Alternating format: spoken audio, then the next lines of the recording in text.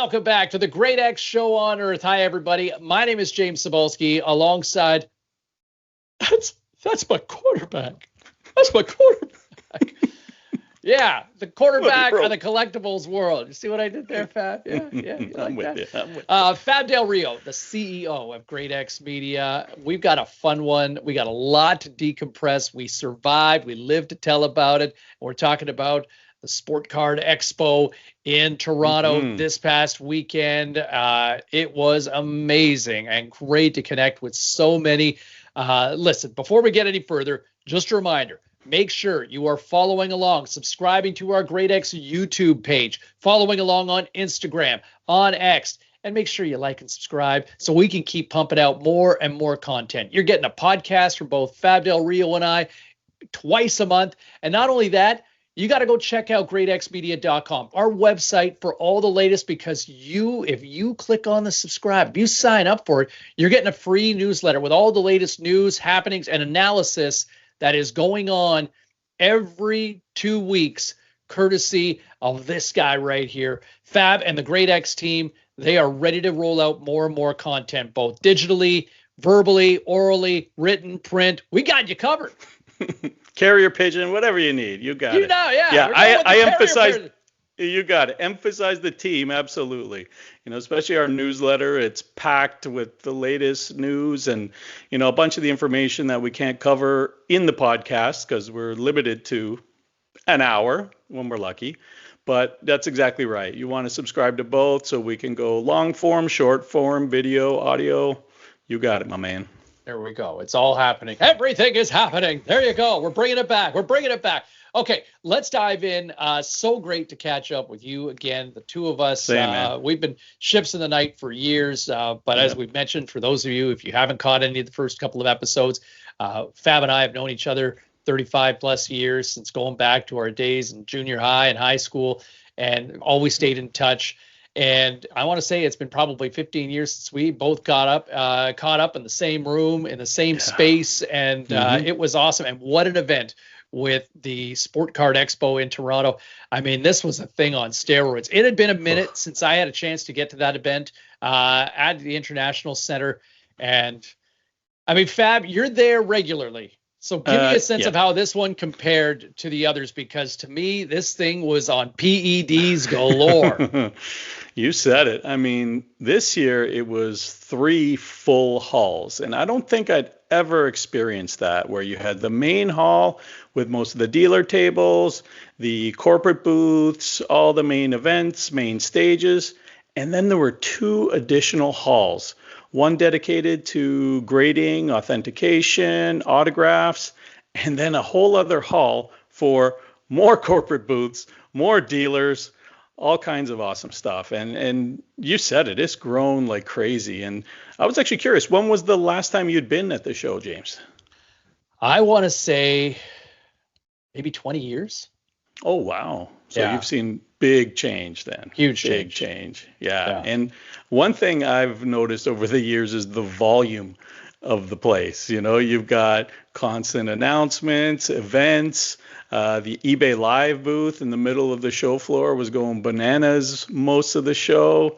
It felt like a party, didn't it? Like, I know you weren't there on the Saturday, which is usually the most insane day in terms of crowds, and they actually had to turn away tickets. Like, they had stopped selling tickets for the Saturday, and I can't even imagine how many people that is. But wow, it was great. It was so much fun. Caught up with so many people.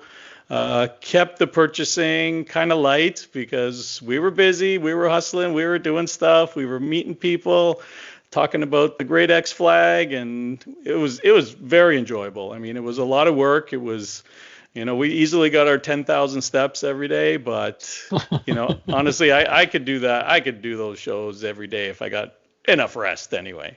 Yes, yeah, you definitely feel like you put a shift in when you come out of that. Just the energy and the stimulation and all of it, and your head's on a swivel.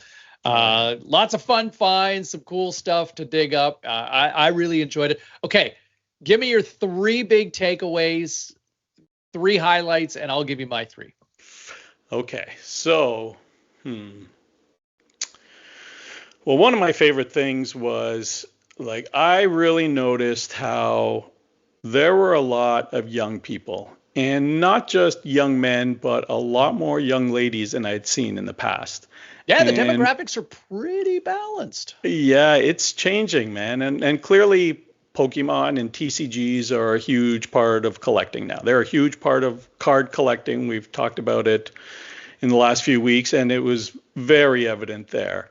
Um, but these kids are sharp, man. Like honestly, it kind of gives you hope for the future, right? These kids, savvy business people, making moves, having an idea of what they want to trade, what they want to sell, and especially the trade nights. So I don't know if you're able to make it to one of the trade nights, but there was a hall just next to one of the main halls, basically a banquet room, and people would set up their cards to make deals. So anyone could go in. It was free to the public. You had a few cards, put them on the table, have a seat.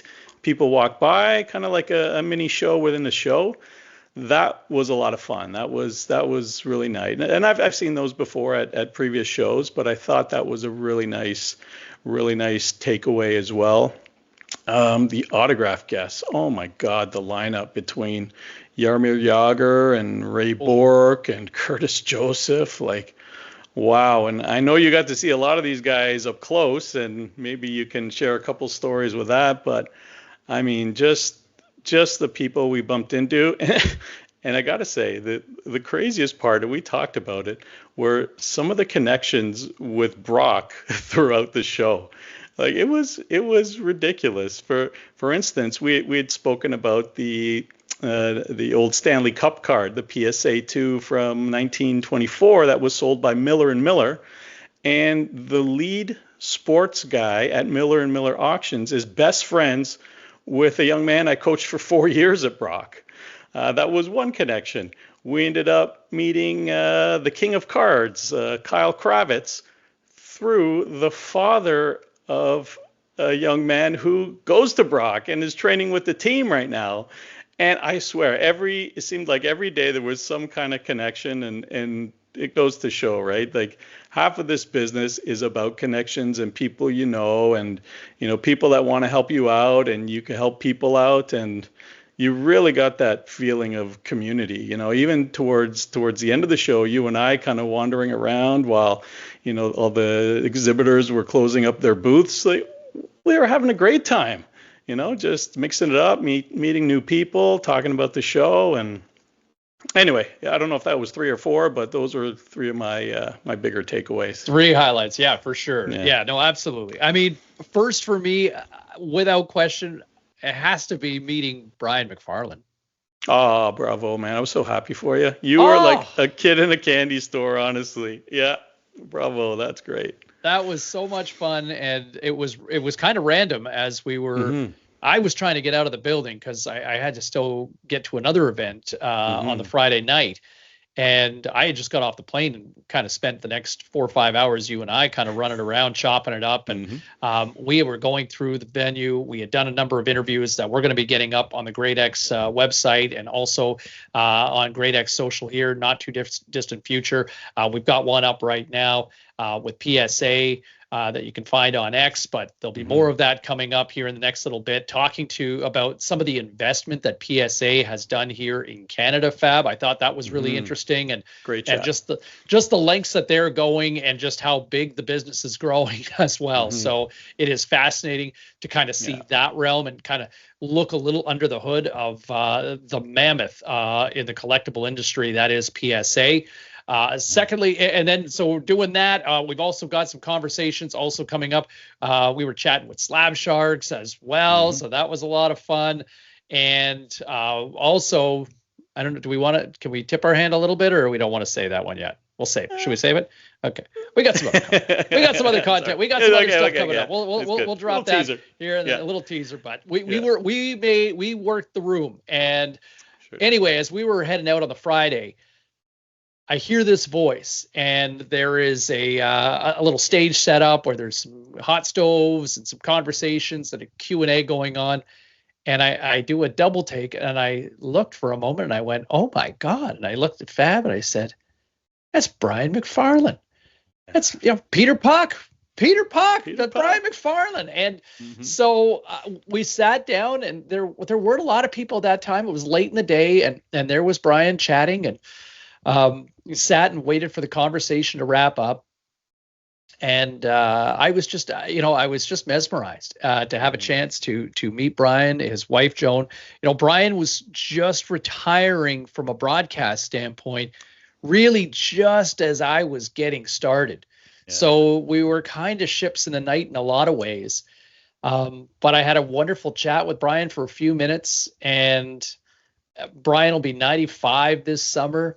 And still very sharp. He's going to celebrate his 70th wedding anniversary with his wife, Joan, this summer.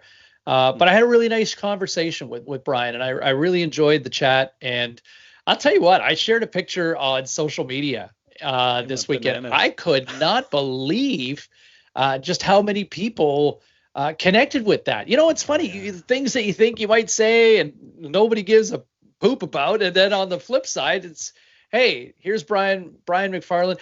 And I think, for some people, it was just, it was a name that had just been out of the limelight for years, despite the fact that he's written, I think over 100 books now. But just a wonderful conversation with Brian, and he's still working at pumping out some more books as well. So really enjoyed that conversation with Brian. That was a highlight. Connecting with the JSA table. So I brought a couple things to get verified, including over my shoulder. It's funny. Yes. When we do these shows, I do get people that remark this comic right here. That is the 1978 Superman versus Muhammad Ali comic book that came out, and it is signed by the cover artist Neil Adams, and I got JSA to authenticate it while I was there, so I brought this with me to Toronto. I mean, it's far from a mint condition comic, but it's got a little weathering, but it still holds up pretty well. And Neil's signature is up there, and beautiful. JSA gave it the thumbs up, and so it's legit. It's a terrible story, so it really doesn't need to be read again. But nevertheless, that felt good. Fab, I also, way back about 20 years ago, I was in New York City right when the musical Spamalot was premiering on Broadway, and Tim Curry was in the role of King Arthur. And as I walked out the theater, there he was standing there with about 4 or 5 spectators and just signing. And I just decided, I'll just stick my program out.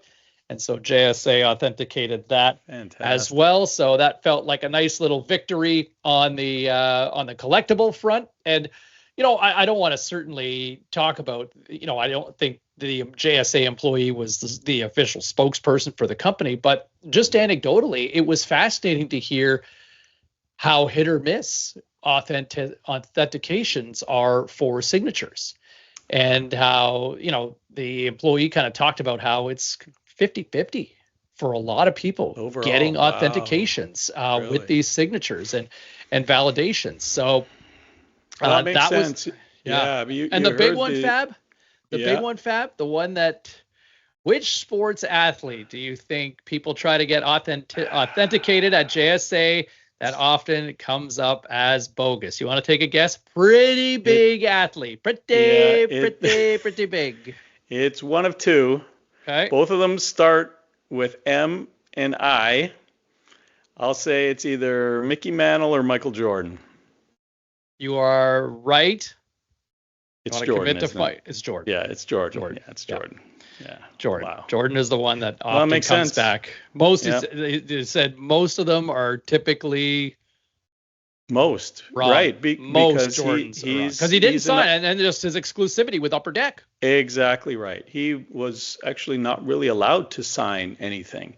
I believe he signed with Upper Deck probably around 91 as an exclusive athlete.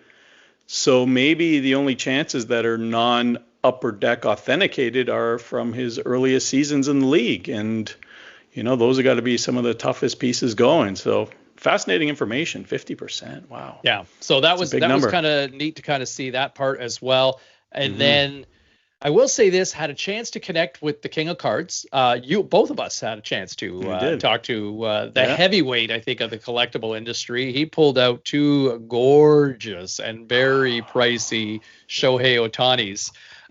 But I will say this, and we'll share this. We did some stuff.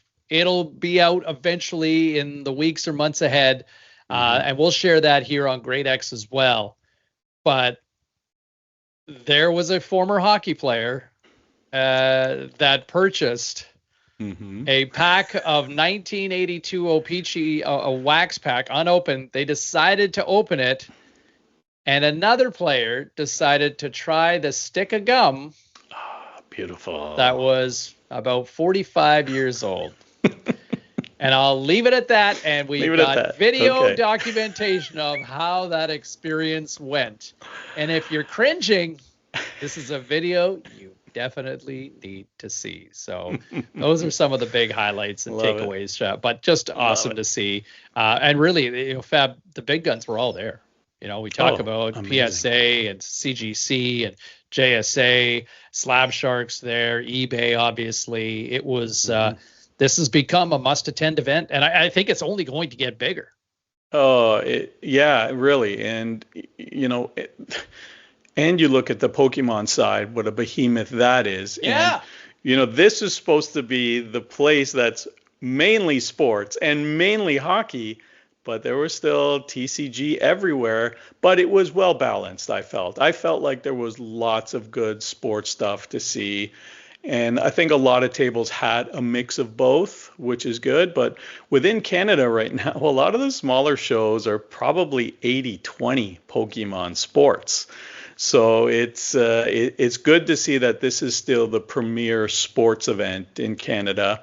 And it's becoming more than just a card show. Like you can experience it at so many levels. Again, like we said, the grading, authentication, the autograph guests, the discussions on the main stage, the contests at the eBay Live booth. I mean, there was just so much going on. And I know in speaking with ownership there, they have big plans for the future. And I'm just excited, honestly, because seeing the number of people there, what that tells me, no matter what the secondary market's like, it tells me that there's extreme interest in this stuff.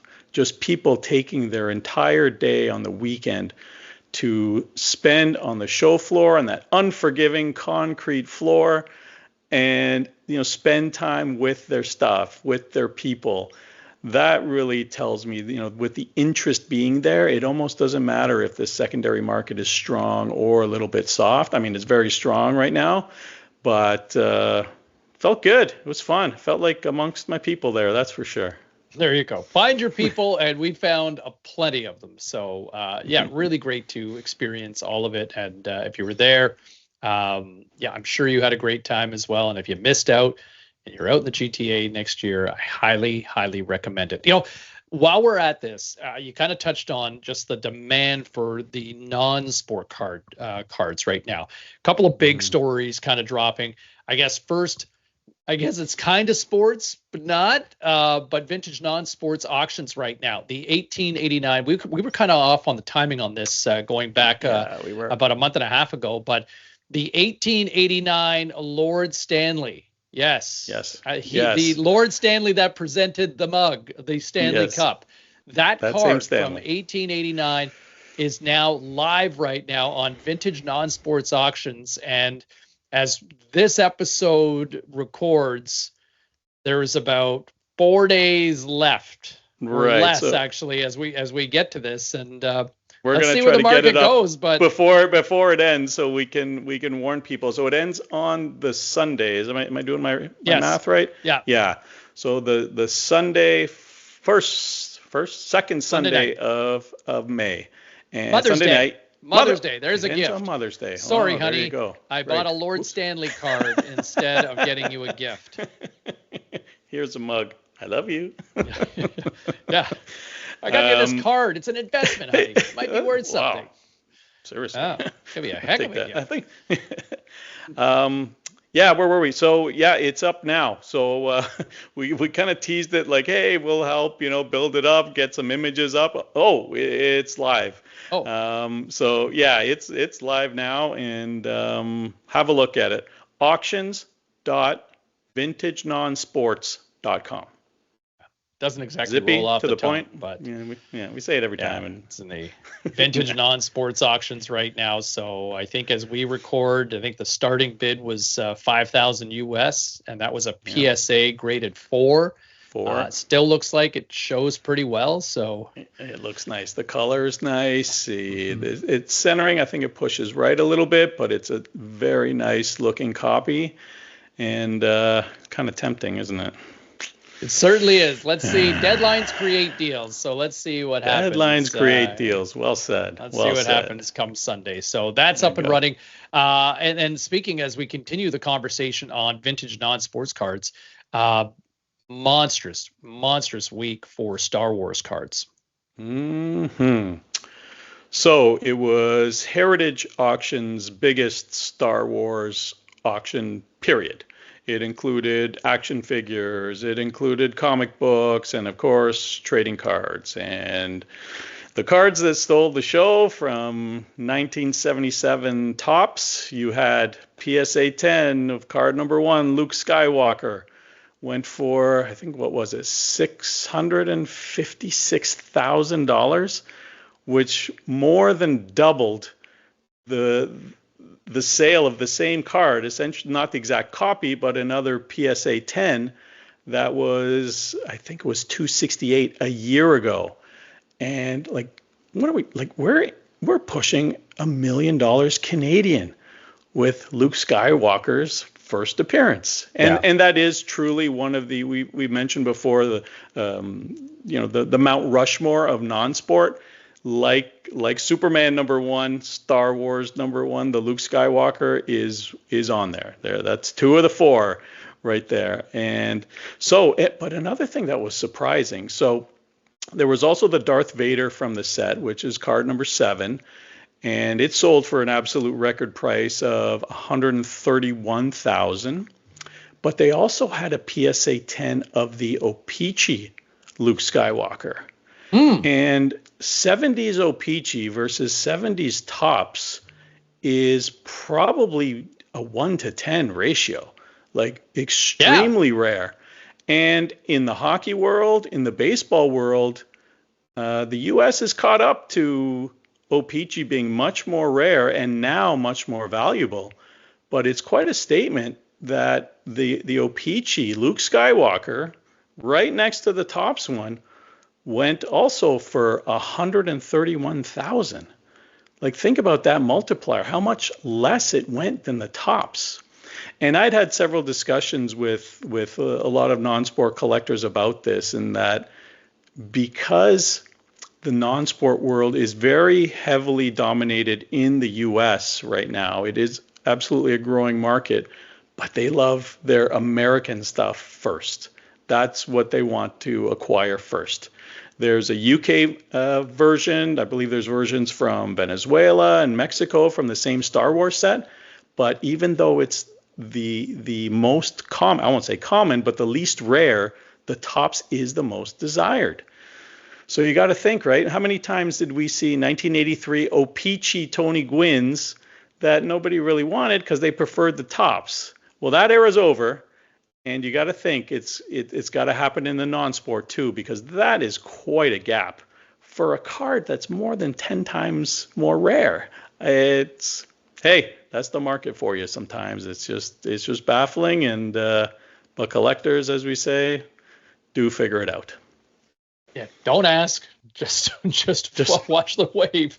Sometimes you just can't. Yeah, no, I mean, like, honestly, you look at Fab as an example, as a market analyst who has been observing this for 35 years, for 4 decades or so, and some things you just can't fully comprehend or understand certain trends, but that's where we are. Another story that is really making news this week as we record, the story that GameStop has put in a monstrous offer, like north of $56 billion to buy eBay. To buy eBay. Listen to that. Buy eBay. Yeah, I guess the Retail idea is chain. to try to compete with Amazon, but Fab, like for so many of us that use eBay as their primary purchaser for trading cards, for sports cards, for all of us hobby enthusiasts, what does this mean? Well, I tell you the first thing it means. Over the last couple years, GameStop has been a prominent submission center for PSA. GameStop doesn't really sell video games anymore. They sell a lot of TCG, a lot of trading cards, and they take in a lot of submissions with PSA. And in fact, I believe the CEO of Collectors Holdings, which is the parent company of PSA, is on the board of GameStop. So there's a very intimate tie there for sure. And from what it sounds like, they are doing exceptionally well with their submissions of PSA cards, combined with their sales of trading cards. And it's kind of proven in the financials. The company has $10 billion of cash to make this deal possible. But think about what it means. GameStop is kind of turned into a mini local card shop, but coast to coast in the US and Canada. And it was a very shrewd move by PSA to use them as submission centers. And it took months to get it right, to get employees trained and work out the kinks and all this. But talk about announcing your presence with authority, right? You're in every mall in the US and Canada being able to submit that's the reason why they're getting so many units. And let me throw this at you. Do you see a day where GameStop creates their own grading service? Probably, well, not, but they would have the capital to do it. And with grading services, though, it does take a long time to get brand awareness and market acceptance. We've seen some pretty prominent companies, well-funded, but there's plenty of competition right now. There's truly a big five. We've always talked about PSA, BGS, SGC, CGC, but now TAG is a prominent player, and there is a true big five now. They've graded amongst the biggest TCGs, including the Logan Paul Illustrator Pokemon card, and they graded it as a 10. And they're grading cards, and by far the emphasis is on TCGs, but they're doing serious numbers, and they have a beautiful holder and really unique technology, and it's exciting because it's a third option for people now. There's everyone under the collector's umbrella, that's PSA, BGS, and SGC. That's all under the ownership of collectors. You have CGC, which has the heritage of comic books and magazines, and then you have TAG. So you basically have, three corporate entities, I guess, to choose from. But, competition is good. Unfortunately, back in the day when I was in the game, we were in an era where there were 5 hockey card licensees. There was us, Upper Deck, Topps, Fleer, Pacific. And we were beating each other up for innovation and price points and getting the rookies in first and all that stuff. It was highly, highly competitive.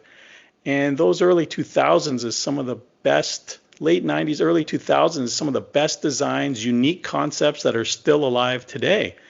And that only comes from competition, right? Whether it's survival or just wanting to take things to the next level. And competition is good. I believe lots of competition is good. It keeps everything fresh, keeps people on their toes, and I think it's better for the consumer.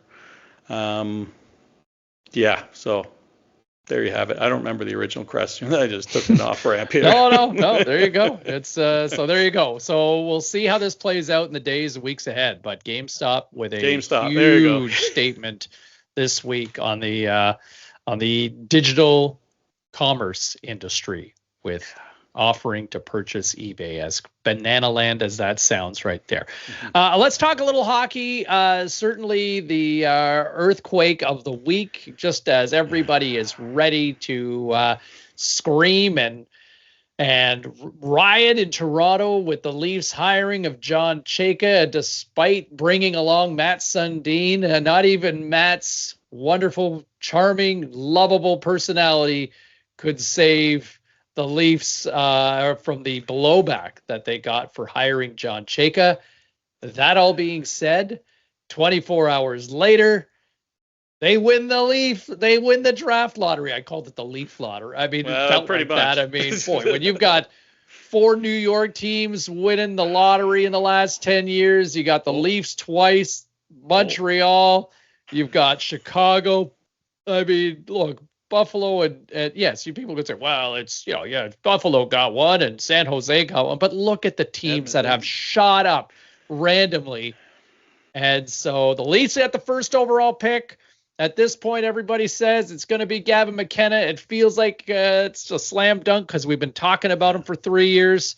Mock drafts are trying to say otherwise, but what does this do for the collectibles industry, Fab? I mean, look, we're old Senators, guys, so we can sit there and, piss off, Toronto.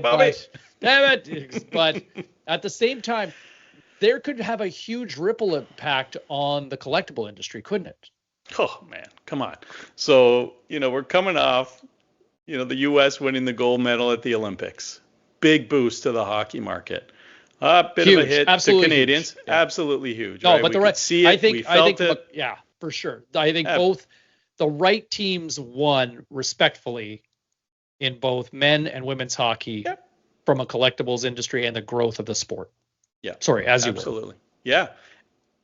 And now, if you want to have the biggest rookie that we've been talking about for 3 years, he's one of those exceptional players. He's not kind of a late bloomer that showed up. We've been watching him for a while, since he's 16 years old with Medicine Hat. To have him go to the biggest market in collecting, where the biggest show happens twice a year at the Expo, like, what will the fall Expo be like for the young guns of Gavin McKenna? That is going to be bananas. Forget about what it was like for Bedard. And I mean, I think about even McDavid, even celebrate. Like, obviously he's got to perform, but this will be the first month of the season. And I mean, look, part of it for me is jealousy as a Sens fan. And look, you live in Vancouver. As a Sens fan, this hit you twice, didn't it? Well, it's just, I mean, here we are right now on the West Coast in Metro Vancouver, and the Canucks have been a dumpster fire for the last couple of years. Not only that, the team continues to never have any draft lottery luck. The franchise has been around for 56 years. They've never once had the first overall pick. They've never in the draft era. They've never moved up, and they never climb up. They always seem to drop. So. There's history, and you can look at the numbers. On top of that, right now, you also have the MLS Whitecaps in Major League Soccer. They're talking about relocating to Las Vegas potentially. There's a major stadium issue happening right now, and it took 15 years for the Whitecaps to finally be competitive, and now all of a sudden they're talking about moving. Yeah. Look, it just hasn't been a fun time here on the West Coast for the last couple of years. And, felt like we needed a win. And I say this as a province. I say this as a Cascadian, living in the Rockies, living in the mountains, by the ocean. Yes, we have a lot of nice things, but you know what? It's expensive these days. Our hockey team stinks out here. Our soccer team might be moving.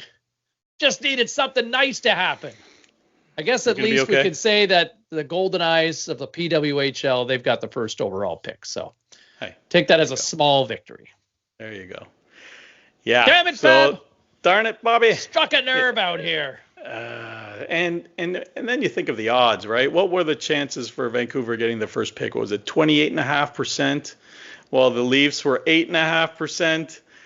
And anyway, for the business, it's unbelievable. Like, of course, there's as many hockey fans that hate the Leafs as love the Leafs, but no one can deny they're good for business.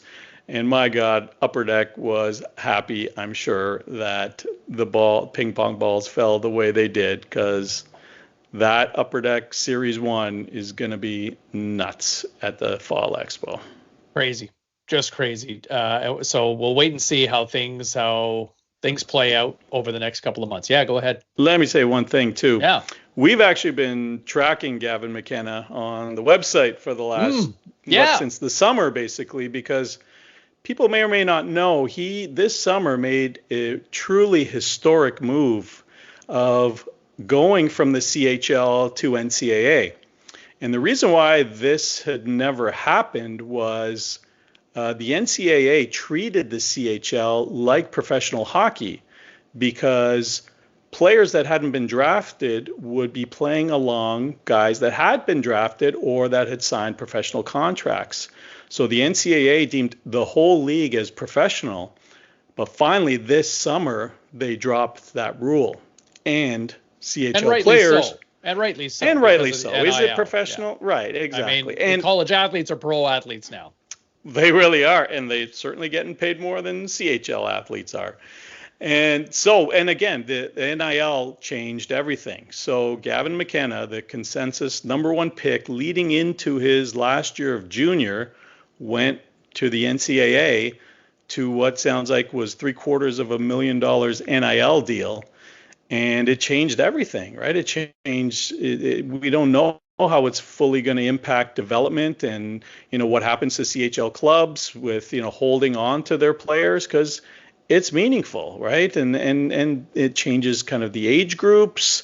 It has a big impact. And so we've got a pretty in-depth story on the website that we've been updating since the summer, essentially following McKenna's progress, how he performed at Penn State and at the World Juniors, then Hobie Baker and all that stuff. But there is a real impact with trading cards as well, because with McKenna jumping to the NCAA, he went from essentially an Upper Deck exclusive athlete with the CHL licensing and Hockey Canada licensing to Topps, who has the exclusive with Penn State. And so they were able to make a card of him in their Topps Now program, or Bowman U Now program, after he made his debut, which we've mentioned previously. But, very interesting path, trading card related, hockey development related. So he's an important guy and a talented young man. I think he's getting better. I think his college season, toughened him up. I think he got bigger, stronger, dealt with some adversity, and I think he could be a real impact guy.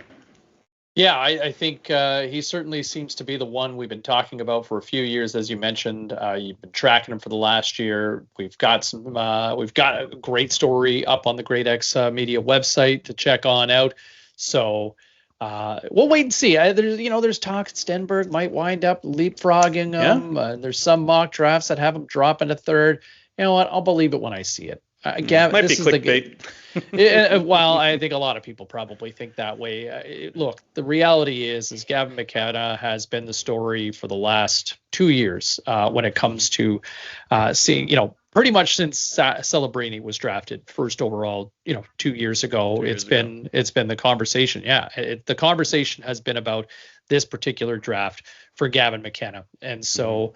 We'll wait and see for another month and a half, and wait for it to be formalized. But I think it is certainly trending that way. So, and let me drop a couple of crumbs here. We were able to spend quite a bit of time at the Upper Deck booth, and there may be a possibility of us getting some exclusive coverage from the draft, which is in Buffalo this year, home of our good man Dennis May. Oh yeah. An hour from the border for Mayday. Mayday. Yeah, so we'll not that I'm putting any pressure on Upper Deck to confirm those deals, but anyway, there may be some cool coverage that we have for the draft this year, and I mean there's going to be a lot of Leaf fans hopping the border that day, that's for sure, and Buffalo fans aren't necessarily overly enthralled with Leaf fans in their building. So should make for a fun atmosphere. Yeah, that's amazing. So much fun in terms of, and great to see Buffalo alive right now. Oh yeah, just the city is back to being a bumping hockey market again. It's always been, unfortunately, just the Sabres got in the way of just relevance for the better part of the last decade and a half. But they're cooking right now. Great to see them pushing. And you know what? It's not a bad pick for a Stanley Cup because they're inching closer and closer now, and they made quick work of the Bruins in round number 1. So let's see what they do with Montreal here as we record this. But they're off to a good start indeed. So, look, that's the latest edition here of the GRADEx Show on Earth. Just a reminder, hey, look, like and subscribe to our YouTube page. Follow along on Instagram, X, for more information, content, for all breaking news and happenings. You can always follow along. We're there. We're reacting to the stories. Also, check out gradexmedia.com. Make sure, as we mentioned off the top, sign up for the newsletter. It's free. It gets delivered right into your inbox every couple of weeks. So get it. It's hot. You're getting content from all the latest stories, news, and information with just a wealth of informed individuals that have been in this industry for decades and decades and ready to talk about what is happening, where the trends are going, and what are the latest things that are popping and what's dropping. There you go. I couldn't have said it any better, man. And I got to say, it was wonderful seeing you this week. We had such a good time. It felt like we were 16 years old again. Where do we go next? Where do we go next? And but we hustled and we did some good work, and it was a blast. I was exhausted by Monday, but it was a really good time. And you flew back and forth. You must have been gassed when did you get in Sunday night? Did you leave the Sunday or the Monday? I flew out Monday. Monday. So maybe you got a bit of a rest, but I doubt it. Home for a rest, just like Spirit of the West once said. Yeah, the two of us we were back on the midway at the Gloucester Fair trying to figure out what are we going to do with our tickets next here, Fab. So he is the CEO, my quarterback. That's my quarterback right there. That is Fab Del Rio. I'm James Cebulski. We'll see you in a couple weeks right here on the GRADEx Show on Earth.